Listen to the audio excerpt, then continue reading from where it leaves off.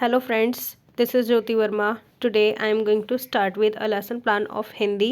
हिंदी का हमारा ये नेक्स्ट लेसन प्लान है। जैसा कि फर्स्ट लेसन प्लान में हमने संज्ञा डिस्कस किया था, उसके अंदर हमने सारे स्टेप्स पढ़े थे कि कौन कौन से स्टेप्स हमें लेसन प्लान में ऐड करने हैं, किस तरीके से ऐड करने हैं। अब हमारा नेक्स्ट लेसन प्लान है हिंदी का, जिसका टाइटल है टिकट एल्बम। टिकट एल्बम हमारा चैप्टर है क्लास 6 का, और जिस दिन हम इसको डिलीवर करेंगे, इस लेसन प्लान को बनाने के बाद डिलीवर करेंगे, वो डेट हम यहाँ लिखेंगे, क्लास 6 लिखेंगे, विषय हिंदी, उपविषय हमारा गद्यांश है, प्रकरण हमारा टिकट एल्बम है, और अवधि यानी कि जो हमारा कालांश है वो सेकंड है, मतलब सेकंड पीरियड में हम पढ़ा रहे हैं। अवधि हमारी 35 मिनट्स के, यानी कि पीरियड का ड्यूरेशन। तो जो हमारा प्रकरण है वो हम कब लिखते हैं? जब हम प्रस्तावना प्रश्न बच्चों से पूछ लेते हैं, उसके बाद हम टिकट एल्बम, ये जो प्रकरण है ये हम तब लिखेंगे जब हम पूछ लेंगे प्रस्तावना प्रश्न, यानी कि इंट्रोडक्टरी क्वेश्चंस। तो सबसे पहले जो हमारा स्टेप होता है वो क्या होता है? सामान्य उद्देश्य, यानी कि हिंदी को पढ़ाने का हमारा सामान्य उद्देश्य, जनरल ऑब्जेक्टिव क्या है? तो फर्स्ट है छात्र शुद्ध सरल प्रभावपूर्ण एवं स्पष्ट भाषा में अपने भावों, अनुभूतियों एवं विचारों को व्यक्त कर सकेंगे। सेकंड है हमारा छात्रों के शब्द भंडार में वृद्धि हो सकेगी। थर्ड है हमारा छात्रों में भाषा की समझ और अभिव्यक्ति का विकास हो सकेगा। फोर्थ है हमारा छात्र स्वतंत्र चिंतन और मनन की ओर प्रवृत्त हो सकेंगे। तो ये हमारे सामान्य उद्देश्य हैं। विशिष्ट उद्देश्य हमारे क्या हैं? विशिष्ट में हमारे जैसा कि 4 होते हैं: ज्ञानात्मक, बोधात्मक, प्रयोगात्मक और कौशलात्मक। तो ज्ञानात्मक जो है वो हमारी नॉलेज के लिए होता है। छात्र टिकट एल्बम की परिभाषा दे सकेंगे, यानी कि ये हमें नॉर्मल, जैसे सामान्य हमने लिखा था सिर्फ हिंदी भाषा के लिए, उस तरीके से नहीं लिखना होता, ये हमें चैप्टर के बेसिस पर लिखना होता है। तो इसमें टिकट एल्बम की परिभाषा दे सकेंगे कि टिकट एल्बम जो है हमारी वो है क्या। सेकेंड, छात्र टिकट एल्बम का प्रत्यास्मरण कर सकेंगे। उसके बाद हम देखेंगे बोधात्मक। तो बोधात्मक में क्या है? छात्र टिकट के महत्व की व्याख्या कर सकेंगे, मतलब उसको समझ पाएंगे। उसके बाद छात्र टिकटों का सही तरीके से प्रयोग कर सकेंगे। थर्ड है हमारा इसके अंदर प्रयोगात्मक, यानी कि वो अपनी नॉलेज को अंडरस्टैंड करके अप्लाई कैसे करेंगे। छात्र टिकटों का प्रयोग कर सकेंगे, छात्र टिकटों का सही तरीके से प्रयोग कर सकेंगे। तो ये क्या है? इसके प्रयोगात्मक पक्ष। और कौशलात्मक यानी कि स्किल क्या आई उनके अंदर? कौशलात्मक में है हमारे पास छात्र टिकट एल्बम में तुलना कर पाएंगे, और उसके बाद है छात्र विभिन्न प्रकार की टिकटों में अंतर कर पाएंगे। तो ये कौशलात्मक उद्देश्य, कौशलात्मक पक्ष है इसका। तो ये 4 पक्ष हमारे यहाँ पर ख़त्म हुए। उसके बाद हम देखेंगे शिक्षण सहायक सामग्री हमारी कौन सी होती है, यानी कि कौन से टीचिंग एड्स हम यूज़ करते हैं। तो सहायक सामग्री हमारी कौन सी है? श्यामपट्ट, चौक, डस्टर, बुक, इस तरीके से ये हमारी सहायक सामग्री होती है जो सामान्य रूप से हम यूज़ करते हैं। और विशिष्ट में अगर हम चार्ट पेपर यूज़ कर रहे हैं तो हम विशिष्ट सामग्री के सामने चार्ट पेपर लिख देंगे। तो ये हमारे विशिष्ट और सामान्य सहायक सामग्री हैं जो हम यूज़ करते हैं। उसके बाद हम क्या करेंगे? उसके बाद हम मेन आएंगे कि बच्चों का पूर्वाज्ञान क्या है और कौन से प्रस्तावना प्रश्न पूछने हैं। पूर्वाज्ञान है छात्र टिकट एल्बम से संबंधित सामान्य जानकारी रखते हैं, मतलब ये हमें एज्यूम करना है कि बच्चों को ये जानकारी है। प्रस्तावना प्रश्न हमें कैसे पूछने होते हैं? प्रस्तावना प्रश्न हमें उनके लेवल के पूछने होते हैं ताकि बच्चों को वो चीज़ें पता हों। तो उनके लेवल के जो प्रश्न होते हैं वो किस तरीके के होंगे? 6 क्लास तक के होंगे कि बच्चों को उतनी जानकारी हो। तो हम प्रस्तावना प्रश्न के ज़रिए टॉपिक तक पहुंचते हैं। तो हम कौन कौन से क्वेश्चंस पूछते हैं? एक एक्टिविटी होती है टीचर्स एक्टिविटी, दूसरी होती है स्टूडेंट्स एक्टिविटी, मतलब जो टीचर है वो हमारे क्वेश्चंस पूछेंगे और हम आंसर करेंगे, यानी कि स्टूडेंट्स जो हैं वो आंसर करेंगे। तो क्वेश्चंस क्या हैं हमारे? हमें फ़िल्म देखने के लिए किसकी आवश्यकता होती है? तो हमें बच्चे क्या आंसर करेंगे? हमें हॉल में फ़िल्म देखने के लिए टिकट की ज़रूरत होती है। उसके बाद टिकट पर कितनी फ़ोटो होती हैं? तो टिकट पर बहुत सारी फ़ोटोज़ होती हैं। टिकट एल्बम से क्या अभिप्राय है? तो छात्र निरुत्तर हो जाएंगे और ये उनके लिए एक प्रॉब्लमेटिक क्वेश्चन होगा, एक समस्यात्मक प्रश्न होगा। उसके बाद हम उद्देश्य कथन बोलते हैं। छात्रों या फिर बच्चों, आज हम क्या करेंगे? टिकट एल्बम का अध्ययन करेंगे, यानी कि टिकट एल्बम जो है उसका विस्तार पूर्वक अध्ययन करेंगे इस चैप्टर का। तो ये हमारा क्या हो गया? उद्देश्य कथन। और यही बोलते वक्त हम टॉपिक के सामने लिखते हैं विषय, जो हमारा प्रकरण है उसके सामने लिखते हैं टिकट एल्बम, यानी कि हमारा टॉपिक।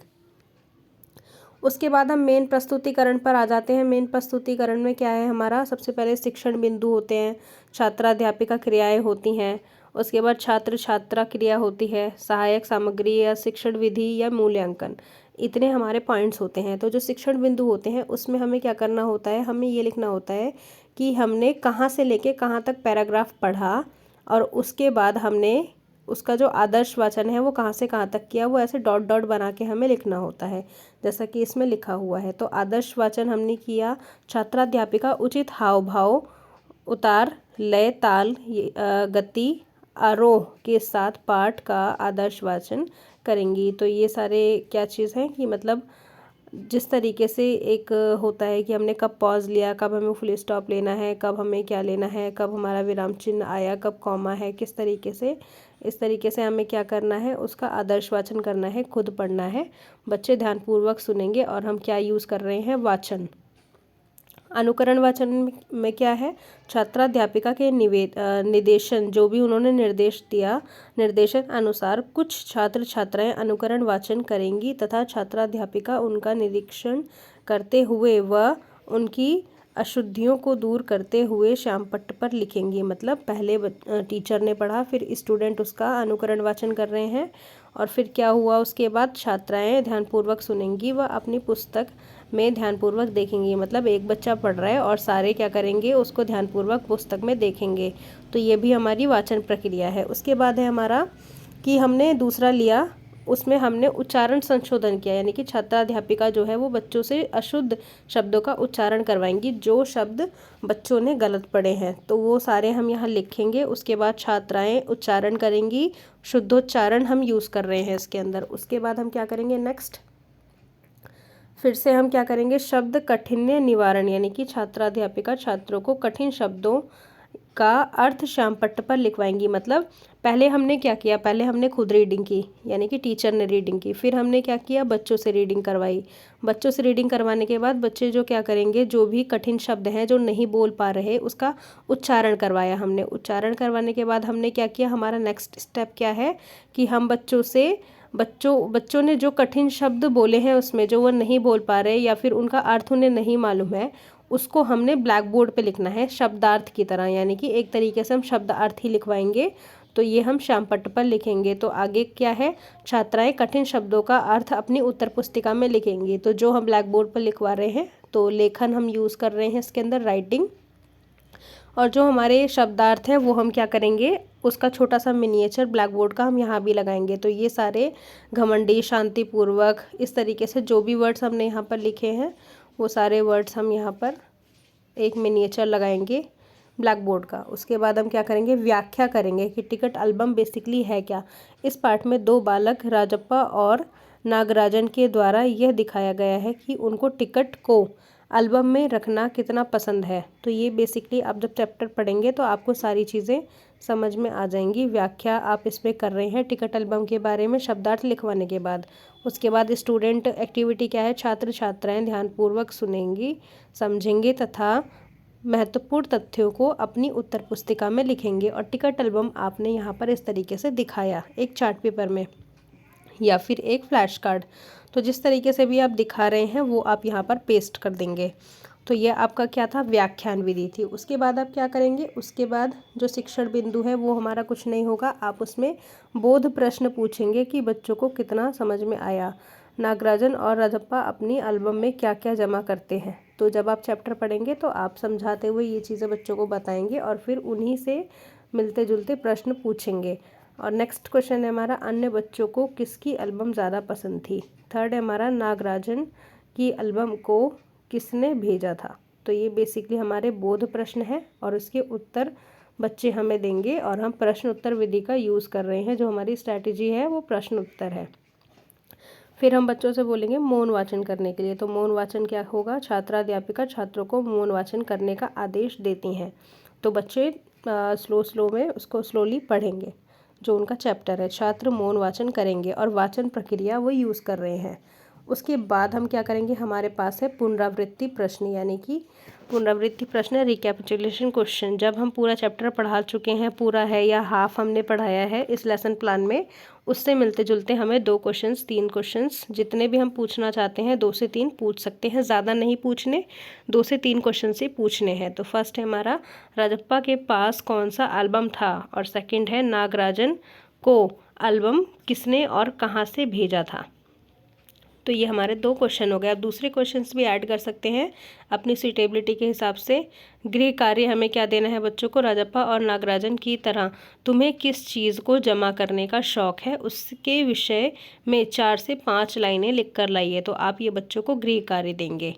उसके बाद आप क्या करेंगे, उसके बाद आप पर्यवेक्षण टिप्पणी करते हैं, यहाँ पर वो लिखेंगे, सिर्फ हेडिंग डाल के छोड़ देंगे, क्योंकि यहाँ पर ऐसा होता है कि जब आप लेसन प्लान पढ़ा रहे हैं, जब आप लेसन प्लान डिलीवर कर रहे हैं और इस चैप्टर में आप बच्चों को समझा रहे हैं, उस समय पर जो आपके सुपरवाइज़र होते हैं वो आपको यहाँ रिमार्क देते हैं कि आपने कैसा पढ़ाया बच्चों को, चैप्टर कितना समझ में आया, उसके हिसाब से आपने क्लास किस तरीके से मेंटेन किया, आपका ड्रेसिंग सेंस कैसा था, आप क्लास को अच्छे से मेंटेन कर पा रहे हो, डिसिप्लिन है नहीं है, आपका एक्सप्लेनेशन कैसा था, उसके बाद आपकी ब्लैक बोर्ड राइटिंग कैसी थी। तो जो भी चीज़ें हमारी इसमें इम्पॉर्टेंट होती हैं, अगर आपने कोई स्टेप छोड़ दिया बीच में, जैसे अनुकरण वाचन या आदर्श वाचन, कुछ भी छोड़ दिया बीच में, तो वो भी यहाँ लिखा जाएगा। तो बेसिकली कंक्लूजन ये है कि जितना भी आप इसके अंदर अच्छी चीज़ें करेंगे तो उसके रिमार्क आपको मिलेंगे, और कोई चीज़ें आपकी रह जाती हैं तो वो यहाँ पर लिखी जाएंगी, उसको आपको इम्प्रूव करना होगा। तो इसीलिए ये यहाँ पर स्पेस छोड़ा जाता है, ताकि आपके सुपरवाइज़र यानी कि जो पर्यवेक्षक हैं वो आपके जो रिमार्क्स हैं वो यहाँ पर लिखें। एक टिप्पणी वो लिख कर जाते हैं पूरी, गुड, वेरी गुड ऐसे करके, कि अगर आपका बहुत अच्छा है तो गुड लिख दिया वहाँ पर, या फिर कोई कमी है तो लिख दिया कि इस चीज़ को आप सुधारिए। तो इतना इसमें होता है। तो फ्रेंड्स, ये था हमारा आज का लेसन प्लान, जिसमें हमने टिकट एल्बम के बारे में डिस्कशन किया। जितना हमें इसके अंदर पढ़ाना है उतना हमने इसके अंदर पूरा 35 मिनट्स में कंप्लीट करना है। ऐसा नहीं है कि हमने लेसन प्लान बहुत बड़ा बना दिया और हम उतना एक्सप्लेन नहीं कर पाए, तो ये लेसन प्लान हमारा गलत हो जाएगा। हमें उतना ही लिखना है जितना हम 35 मिनट्स में पढ़ा सकते हैं, यानी कि हमें उतना ही कंटेंट इसमें देना है जितना 35 मिनट्स में कंप्लीट हो जाए पूरा। सो फ्रेंड्स, ये थी हमारी आज की video. Thank you so much friends for watching this video. Subscribe my channel, share this video and like this video. Thank you so much.